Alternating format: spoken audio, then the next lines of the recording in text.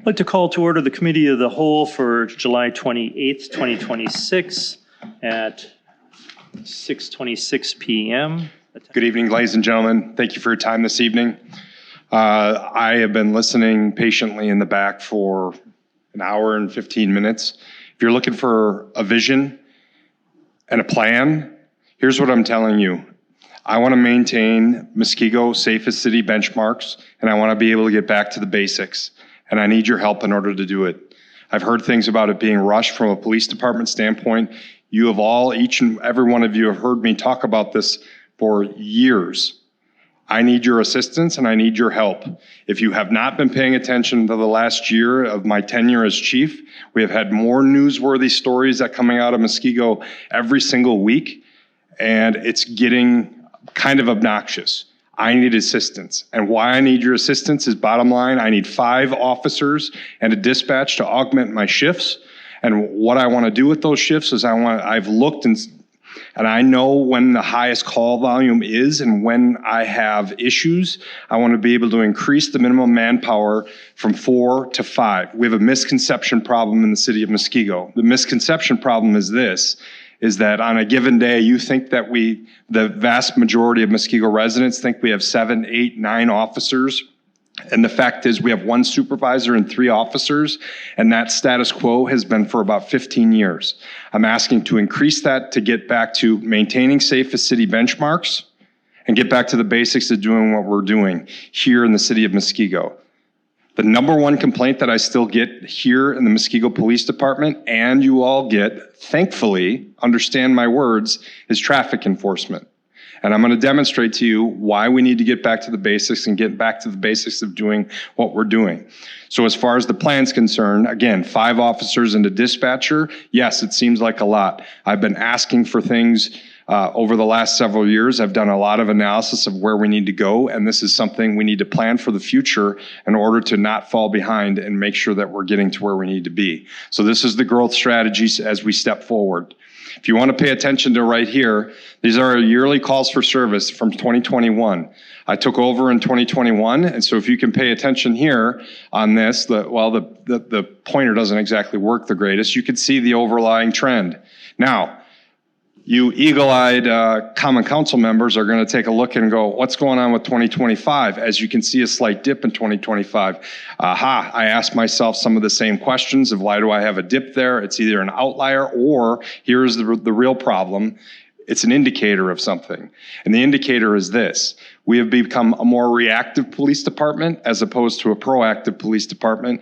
And the way our calls for service data works, it's called CFA, Self-Initiated Field Activity, and they're entered in our calls for service CAD entries over there. So when we're taking individual traffic stops or individual self-initiated field activity, those are added in there. I'm going to show you as our traffic numbers are declining. So our self-initiated business checks and the things that we expect our officers to do are decreasing because we're handling simple calls for service. That can't be sustained.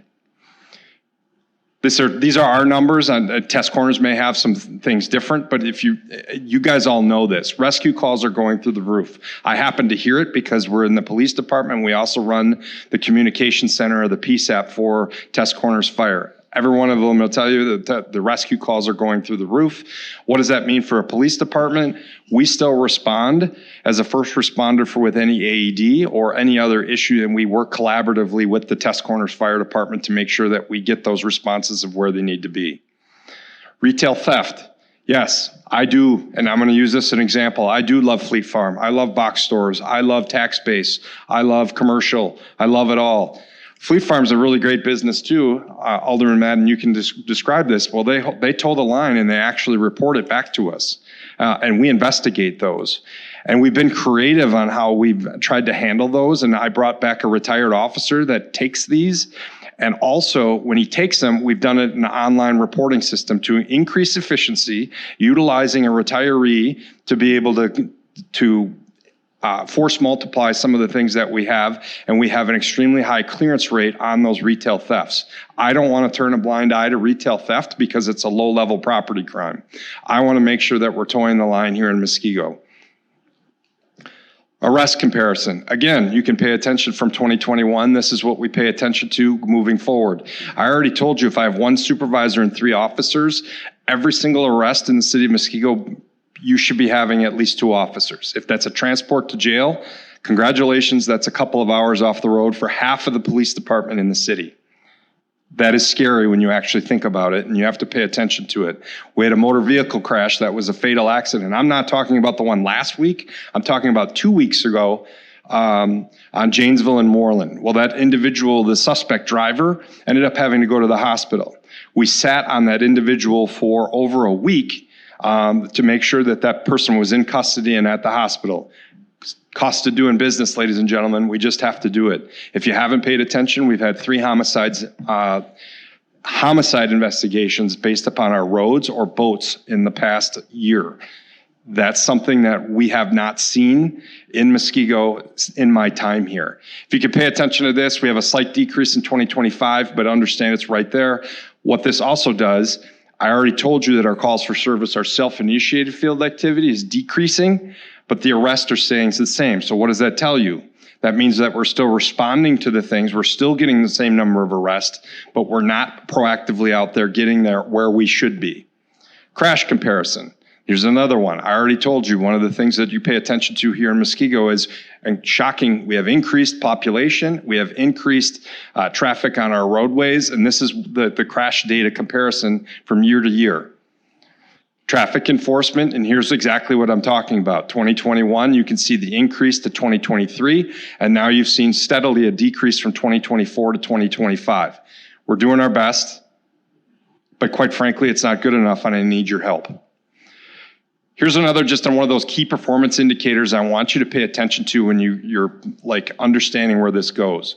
When we have those fatal crashes, when we have the fire from Twin Silos this past week, we have to sit and secure that scene until the fire marshal comes out. These investigations take an inordinate amount of time, and we are going to provide the highest quality service, which is our mission. But here's what I want you to direct your attention to. The red line there that you can see that kind of flats out halfway through the year, that's our overtime impact for this year. If you pay attention to every single year, we're exceeding our expectations in our budget. We are on pace. I've already spent our overtime authorization for 2026, and we are going to blow the record out of the water for 2026 in overtime consumption. Understand that has an impact on employees, and it has an impact of where we're going to go. Meaning we don't have the number of employees that we need moving forward. Again, circling back, we talk about this being rushed. From a police department perspective, I have told you, and we've had conversations, I've made the internal adjustments, I've made cuts, because I understand that Muskego is a fiscally conservative community, and I have to make sure that we're paying attention to the taxpayer, and at the same time providing the level of service that we all expect here in the city of Muskego. I need your help, and I need it relatively quickly, because even if this is approved going into the beginning of next year, based on when academies start, I would be looking at July, okay?